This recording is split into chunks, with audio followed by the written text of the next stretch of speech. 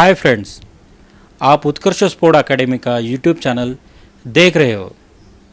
आज का ये वीडियो कैरम खिलाड़ियों के लिए, कैरम लवर्स के लिए बहुत ही प्रेरणादायी होने वाला है। जैसे कि आप जानते हो, क्रिकेट का नाम ले तो सुनील गावस्कर और सचिन तेंदुलकर जी का नाम सामने आता है। हॉकी का नाम ले तो धनराज पिल्ले जी का नाम सामने आता है। चेस का नाम ले तो ग्रैंड मास्टर विश्वनाथन आनंद जी का नाम आता है। और कैरम का नाम ले तो गिने चुने खिलाड़ियों का नाम सामने आता है। उनमें से एक नाम है लगातार 3 बार world champion winner Shri Yogesh Udaybhan Pardeshi ji का। योगेश जी, आपका Utkarsh sport academy YouTube channel पे स्वागत है। नमस्कार। कैरम के इतिहास में आपने आपका नाम बहुत ही ऊंचे शिखर पर लेके गए हैं।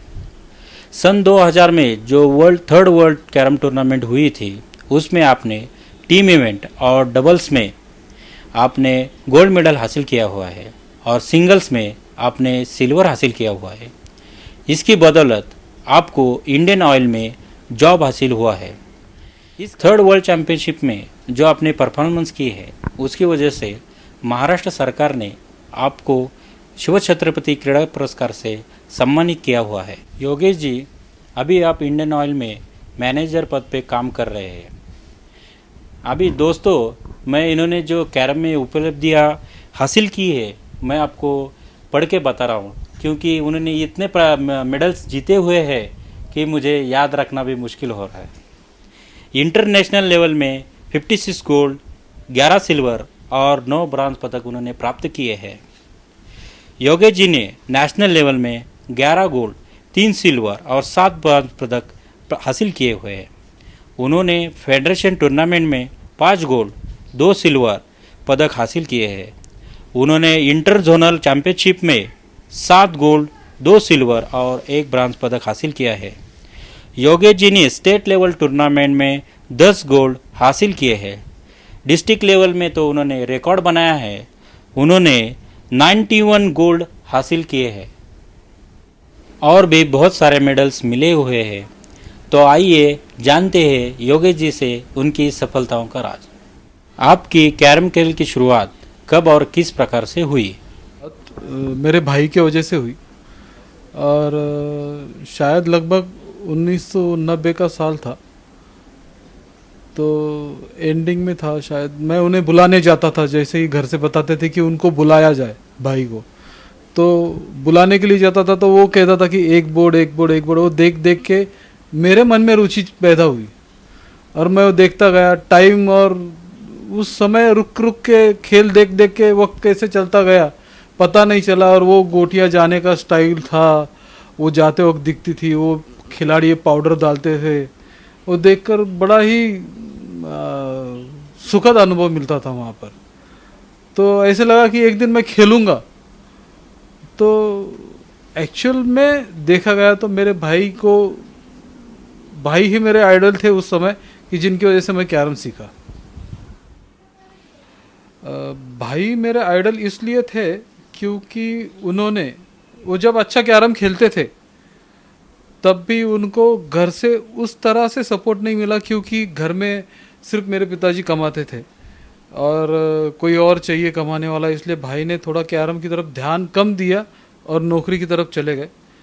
तो जो भी जॉब मिलता था उनको वो जॉब करते थे।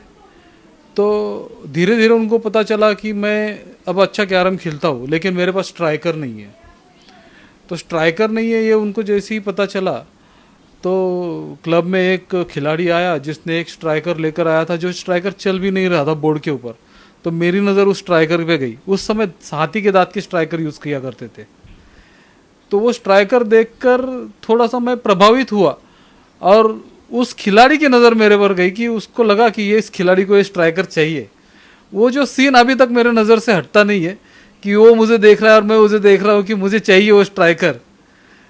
तो ऐसे हुआ कि वो मेरे भाई के दोस्त निकले, तो मेरे भाई ने उनसे उस स्ट्राइकर के लिए सौदा किया। उस समय स्ट्राइकर कुछ 75 रुपये में मिलता था नया। तो वो स्ट्राइकर सेकंड हैंड स्ट्राइकर था, तो कुछ बार्गेनिंग हुई वो दोनों के आपस में। लेकिन उस स्ट्राइकर के लिए मेरे भाई ने ओवर टाइम किया 1 हफ्ता और वो स्ट्राइकर मुझे लेकर दिया। फिर उस स्ट्राइकर को मैंने बनाया, बनाने के बाद उसको रनिंग चेक की, सब चेक करने के बाद मुझे अब ऐसे लगा कि अब मैं खेल सकता हूँ। अब रोज़ जैसे मैं क्लब में जाता था और सभी बोर्ड को पोंछता था और उसके बाद मुझे एक बोर्ड खेलने के लिए स्ट्राइकर मिलता था, तो अब मुझे ऐसा लगा कि मैं एक नहीं 10 बोर्ड खेल सकता हूँ, क्योंकि मेरे पास मेरा खुद का स्ट्राइकर है। तो मैं उसके लिए मेरे भाई को भी धन्यवाद देना चाहता हूँ। योगेश जी, आपकी शुरुआती दौर में आपने किस प्रकार से और कितने घंटे प्रैक्टिस की है? मुझे लगभग याद है, लगभग याद क्या है, मुझे पता ही है कि जब मैंने स्टार्ट किया तो विजय कैरम हाउस में स्टार्ट किया था। वहाँ पर काफ़ी सारे बोर्ड से और प्रैक्टिस करते थे, अच्छे अच्छे खिलाड़ियों का गेम देखता था मैं। कई घंटे तक देखता था, 6-6 घंटे तक सिर्फ देखता ही था, क्योंकि वो कैरम खेलने के लिए जो 2 रुपए लगते थे वो मेरे पास नहीं थे। तो देखकर ही प्रैक्टिस भी होती थी बहुत सारी, तो उस समय सीखता था।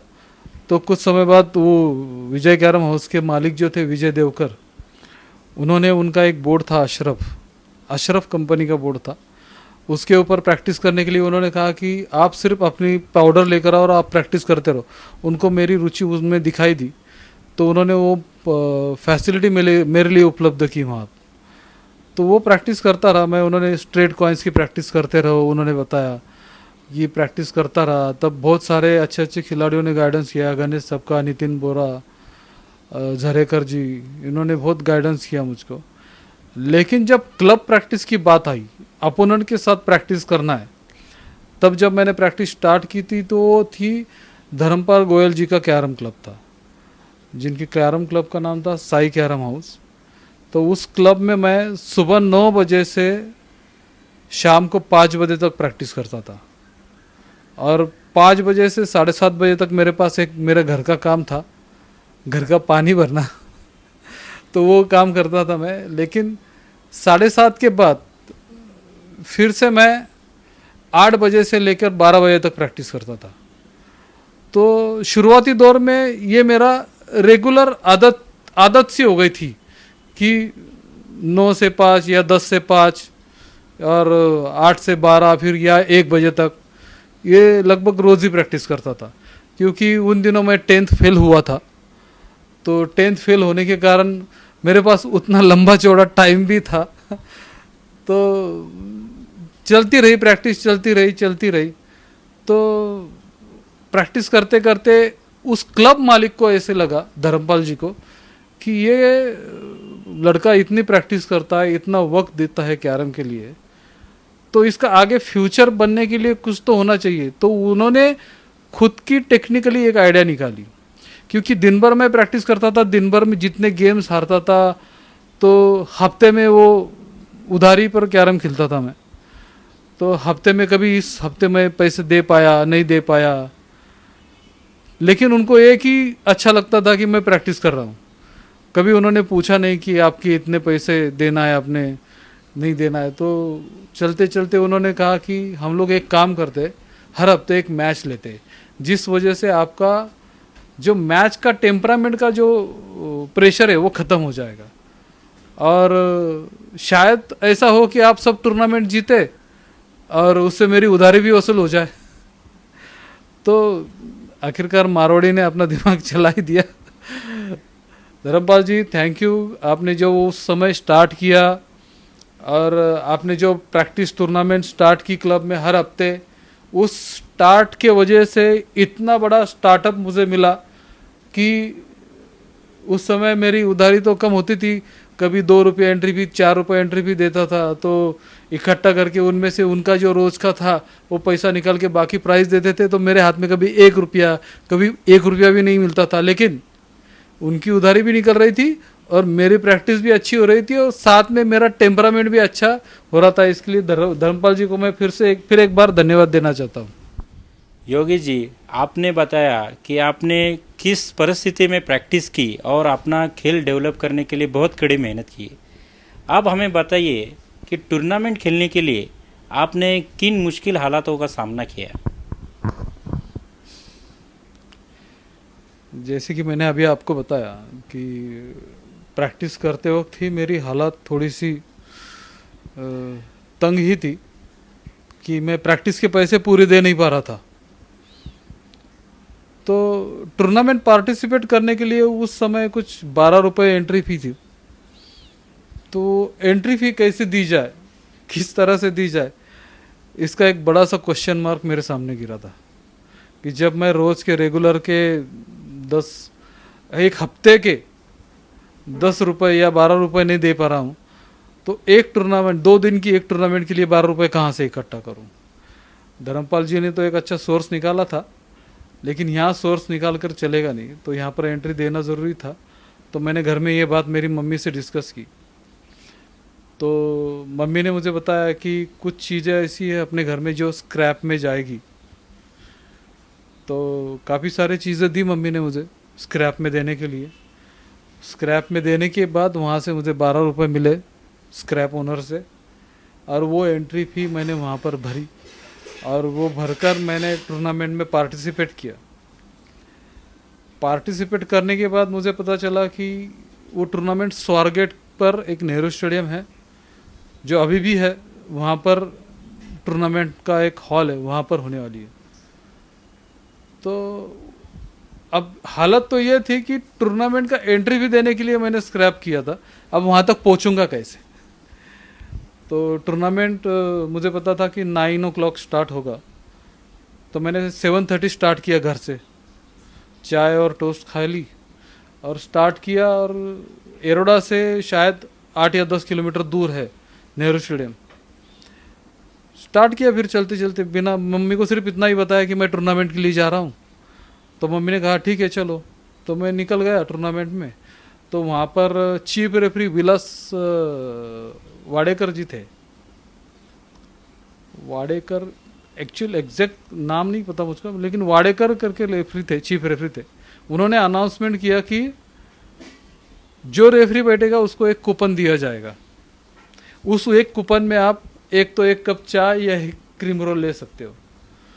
तो ये तो मेरे लिए सोने पे सुहागा हुआ। तो मैंने वहाँ पर उनको मेरा नाम बताया और उनसे एक रिक्वेस्ट की कि जब जब मेरा राउंड होगा तब तक मुझको आप रिलीव कीजिए, और बाकी समय मैं रेफरी करूँगा, आप मुझे बुलाइए हमेशा। तो मेरा नाम वहाँ पर रजिस्टर्ड नाम मेरा टूर्नामेंट में हुआ, साथ ही में बोर्ड रेफरी में भी हुआ था एक ही टूर्नामेंट में। तो उन्होंने मेरी तरफ देखा और बोले ठीक है। तो फर्स्ट राउंड 11 बजे था, तो उन्होंने मुझे एक टूर्नामेंट दी। तो मैंने उस एक कूपन के ऊपर मैंने एक क्रीम रोल खाया और एक राउंड खेला, वो जीता। और ऐसे ही फिर अब शाम को वापस घर पे निकलना था, तो जैसे आया वैसे ही घर पे निकल आया। दिन भर शायद उस दिन मैंने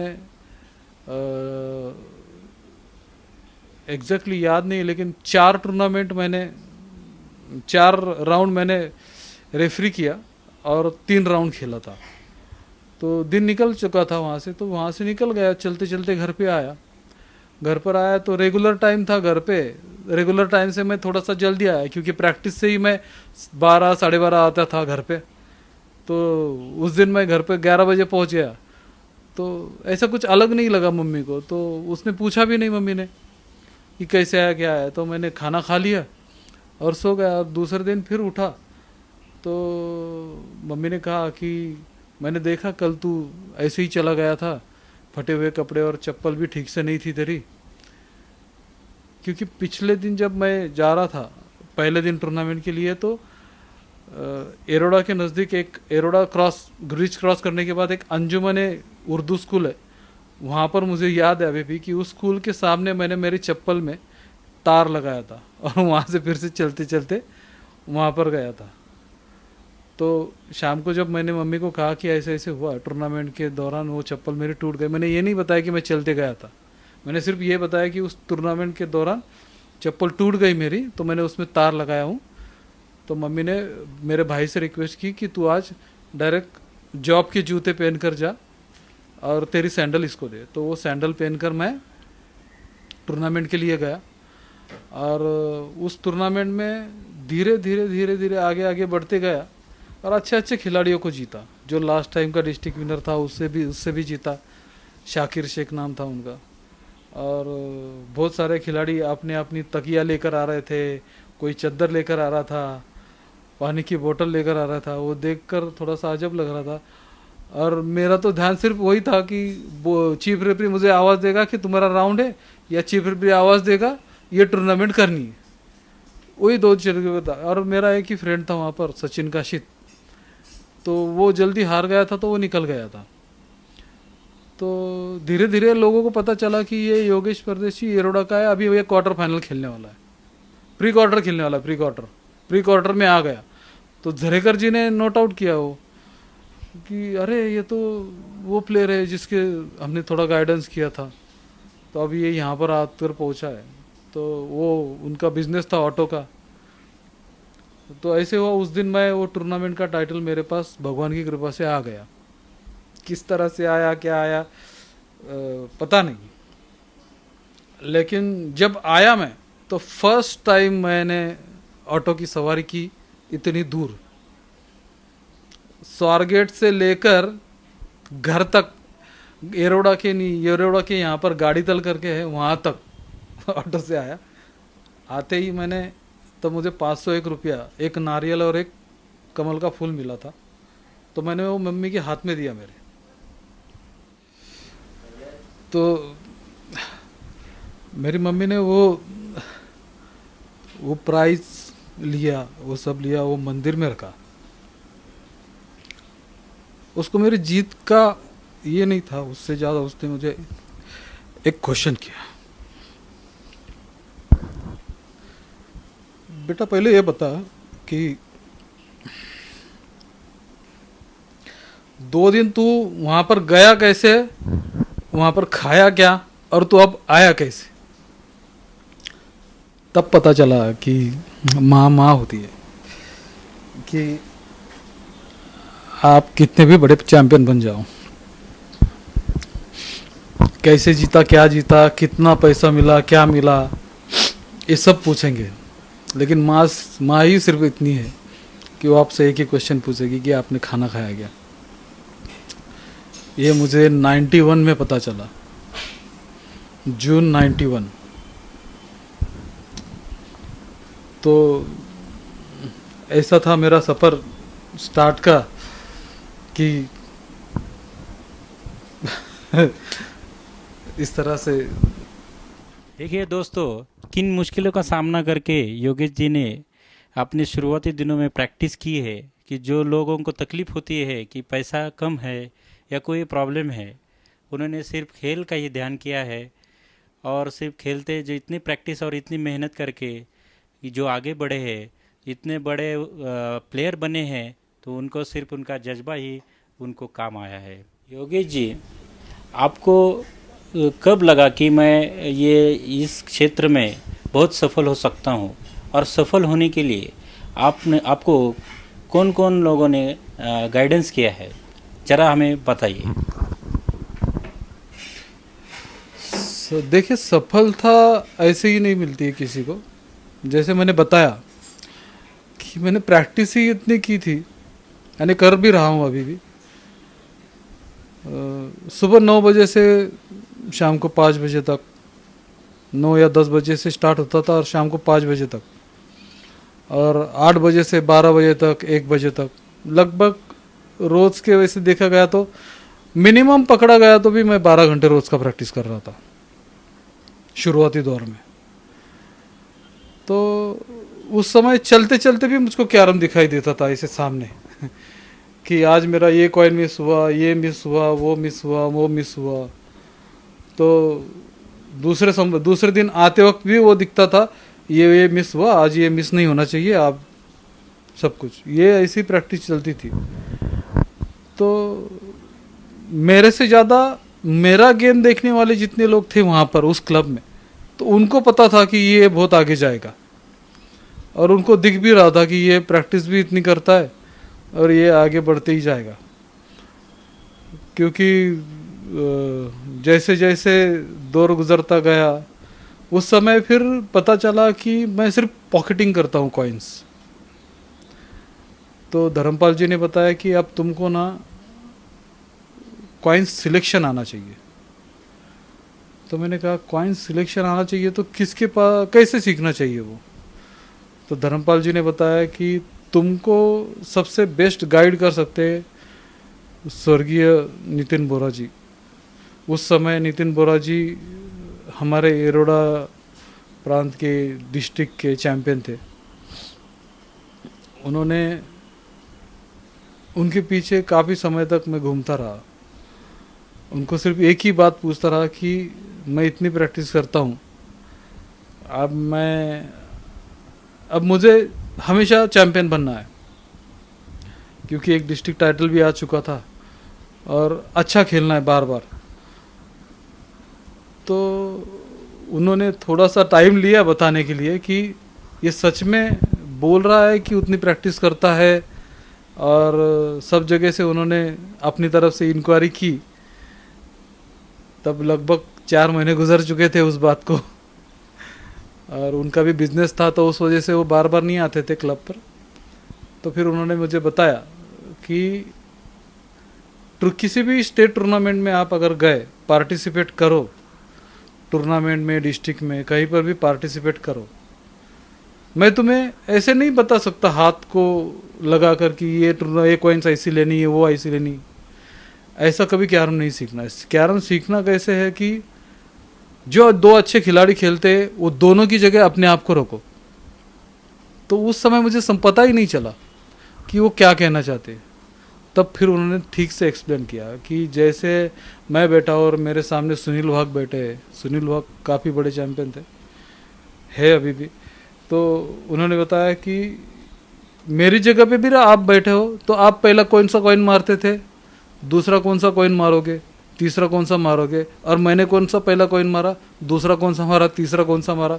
फिर वापस सुनील वाघ की जगह पे बैठो, फिर वो फर्स्ट कॉइन कौन सा मारते, सेकंड कौन सा मारते, थर्ड कौन सा मारते। तो ये काउंट करना ज़रूरी है कि कहाँ पर आप सक्सेस हो गए। अगर प्रैक्टिस इतनी करते हो तो उसके साथ देखना भी सीखो उतना ही। तो मैंने उस समय वो स्टार्ट भी किया था। जैसे मेरी रोज़ की प्रैक्टिस हो रही थी 12 घंटे, तो मेरी प्रैक्टिस धीरे धीरे 8 घंटे तक आ गई रोज़ की। लेकिन 4 घंटे मैं कैरम देखता था। 2 अच्छे खिलाड़ी आए तो मेरी प्रैक्टिस छोड़ता था और उस क्लब में वो 2 खिलाड़ियों का गेम दिखता था। मैं ऐसे बैठूंगा, मैं ये करूंगा, मैं वो करूंगा, इसने ये किया, वो किया। वो फिर दिमाग में मैथमेटिक्स, ज्योमेट्री स्टार्ट हो गया मेरे।